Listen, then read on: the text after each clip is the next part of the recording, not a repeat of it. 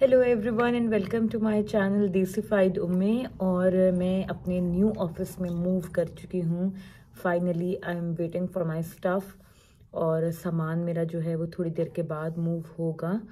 तो I have been told कि आपको अगर अपने नए ऑफिस का पता है तो आप वहाँ चले जाएं और जाकर आप अपना काम करें जब तक आपका सामान आ जाएगा। तो मैं आप लोगों को बाद में ऑफिस टूर दूंगी। अभी तो बिल्कुल खाली है और चीज़ें भी मेरी अवेलेबल नहीं हैं, तो मैं कुछ सेट करके फिर आपको दिखाऊंगी।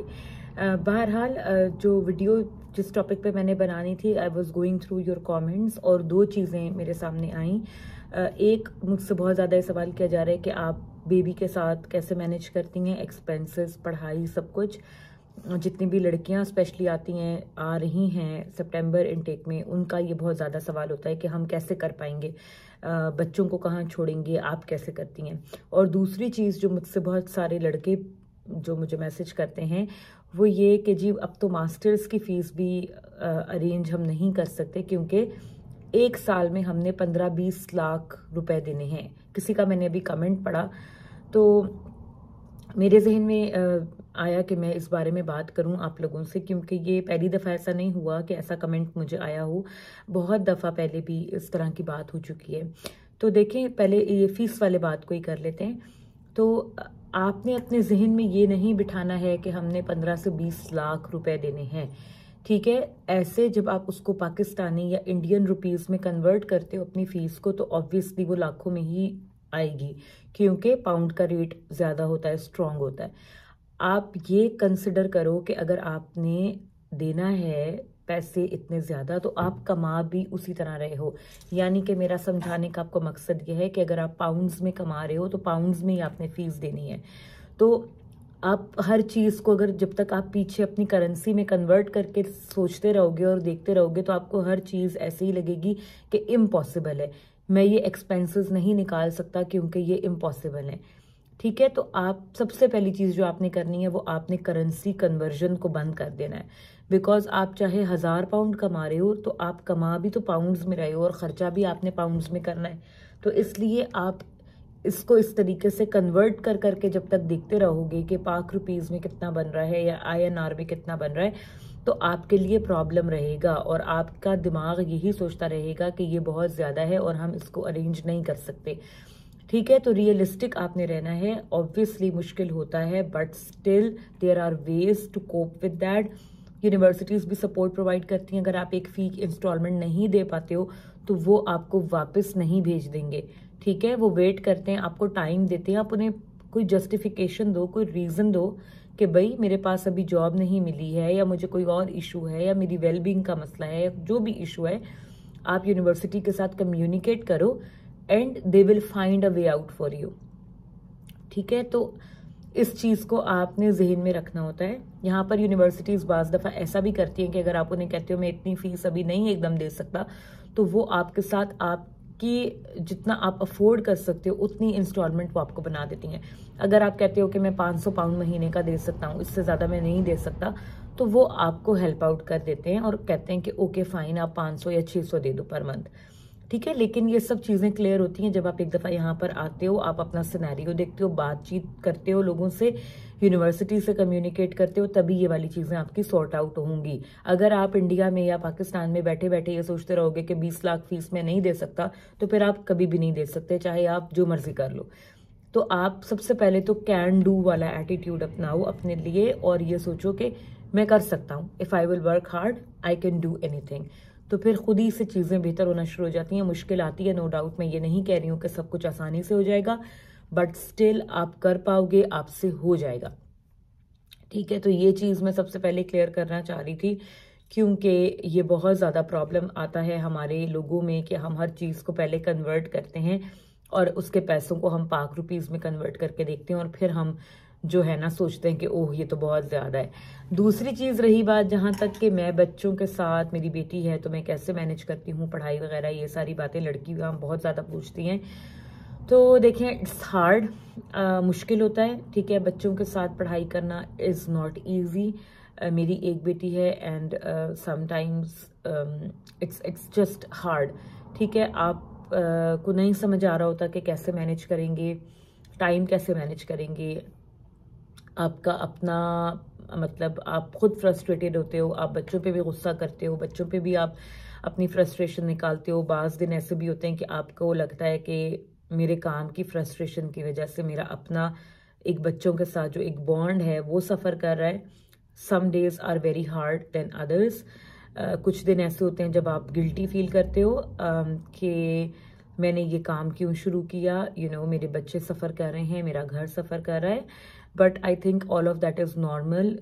we all, like ladies who are working, who are doing everything, they suffer from same kind of emotions. तो ये नॉर्मल है, आपको परेशान होने की इसमें ज़रूरत नहीं है। Some days are harder than others. कुछ दिन बहुत अच्छे जाते हैं, कुछ दिन थोड़ा सा टफ हो जाता है।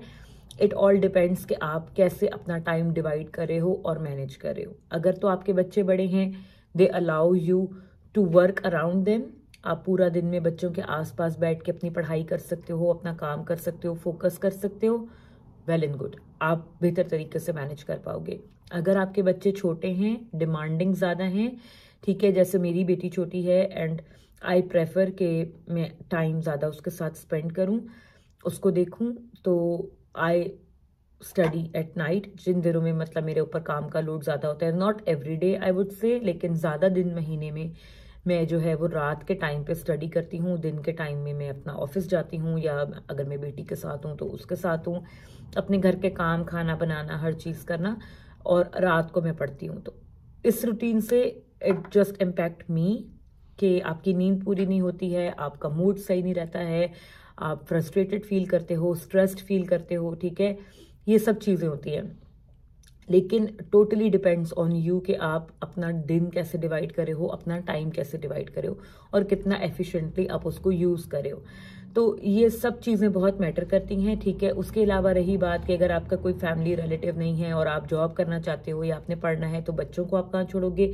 तो बच्चों को आपको नर्सरी में छोड़ना पड़ता है। मेरी बेटी भी नर्सरी जाती है, GCU में, ग्लासगो कैलेडोनियन यूनिवर्सिटी के अंदर नर्सरी है, जहाँ पर वो स्टाफ और स्टूडेंट्स के बच्चों को प्रेफरेंस देते हैं अगर उनके पास जगह हो तो मेरा वॉज 1.5 ईयर्स ओल्ड जब मैंने उसको नर्सरी में दाखिल कराया था, जब मैं यहाँ आई थी 2021 में, और 2021 में अक्टूबर से नवंबर से वो जा रही है नर्सरी, और अब 2 साल हो जाएंगे उसको जाते हुए। तो शी इज़ वेल सेटल्ड माशाल्लाह अपनी नर्सरी में, और अब तंग नहीं करती। बहुत अरसा उसने मुझे तंग किया, उसने टाइम लिया, शी वॉज स्ट्रेस्ड। जाहिर है माँ बाप को छोड़ के पूरा दिन 8 to 6 दूर रहना बच्चे के लिए भी आसान नहीं होता, तो आपको टाइम लगता है, चीज़ें आहिस्ता आहिस्ता सही होती हैं। मैं आपको एक बात सिर्फ यही कहना चाहती हूँ, लड़के लड़कियाँ जो भी मुझे देख रहे हैं, कि आपको थोड़ा सा टाइम देना पड़ेगा चीज़ों को, और ख़ास तौर पे ख़वातीन से मैं बात कर रही हूँ, बिकॉज हम लोगों में टेंडेंसी होती है, हम बहुत जल्दी पैनिक कर जाते हैं, बहुत जल्दी हम सोचते हैं कि ये चीज़ें वर्कआउट नहीं कर रही, लेकिन ऐसा नहीं होता। टाइम के साथ साथ चीज़ें सही हो जाती हैं। मेरा took a good 4 months to settle in nursery, और उसके बाद वो 1 साल ठीक गई, and then last year again she felt unsettled, और फिर 3 महीने उसने दोबारा लिए। हालांकि वो नर्सरी जा रही थी अपनी रूटीन में, लेकिन बच्चे का भी आपको पता है जैसे जैसे एज बढ़ती है तो उनका भी एक माइंडसेट चेंज होता जाता है और चीज़ें फिर डिफरेंट होती जाती हैं। तो आपको थोड़ा सा सब्र से और चीज़ों को मतलब अपने ऊपर थोड़ा कंट्रोल करना पड़ता है। Obviously we can't control our emotions, we feel कि भाई ये क्या हो रहा है, चीज़ें काम नहीं कर रही, सब कुछ नहीं वैसा हो रहा है जैसा हम सोचते हैं, बट आहिस्ता आहिस्ता ग्रेजुअली चीज़ें वैसी हो जाती हैं। तो इसलिए हिम्मत ना हारें, दिल छोटा ना करें, लगे रहें, कोशिश करते रहें। मुश्किल होता है नो डाउट, आपके अपनी हेल्थ के लिए, मेंटल हेल्थ के लिए, आपके इर्द गिर्द आपकी जो फैमिली होती है, बाज़ दफ़ा उनके लिए मुश्किल हो जाता है। दे स्टार्ट कंप्लेनिंग कि भाई आप हमें प्रॉपर टाइम नहीं दे पा रहे हो, आपका मूड नहीं सही रहता, आप हर वक्त फ्रस्ट्रेटेड रहते हो, चिड़े रहते हो, बात नहीं करते हो। ये सब चीज़ें होती हैं और सबके साथ होती हैं। तो इन चीज़ों से घबराने की ज़रूरत नहीं है।